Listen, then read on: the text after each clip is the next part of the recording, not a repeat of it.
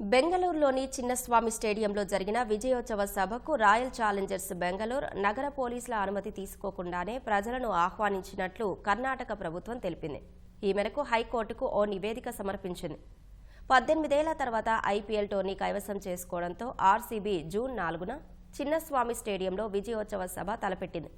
June 3న వేడుకల కోసం కర్ణాటక రాష్ట్ర క్రికెట్ అసోసియేషన్ చేసిన అభ్యర్థనను తిరస్కరించినట్లు కర్ణాటక సర్కార్ తెలిసింది. చివరి వరకు ఆర్సీబీ విజయం సాధిస్తుందో లేదో తెలియకపోవడంతో పాటు వేడుకలకు ఎంతమంది వస్తారనే సమాచారం లేకపోవడంతో పోలీసులు అనుమతులు ఇవ్వలేదని పేర్కొంది. విజయం తర్వాత పోలీసులను సంప్రదించకుండానే ఆర్సీబీ తన అధికారిక ఎక్స్ ఖాతాలో విక్టరీ పరేడ్ గురించి పోస్టు పెట్టినట్లు కర్ణాటక సర్కార్ తెలిపింది.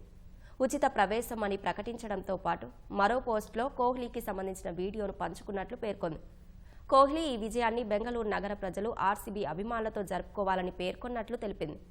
దీంతో స్టేడియం సామర్థ్యానికి మించి 3 లక్షల మందికి పైగా అభిమానులు హాజరు కావడంతో తొక్కిసలాట జరిగినట్లు హైకోర్టుకు సమర్పించిన నివేదికలో కర్ణాటక సర్కార్ వెల్లడించింది.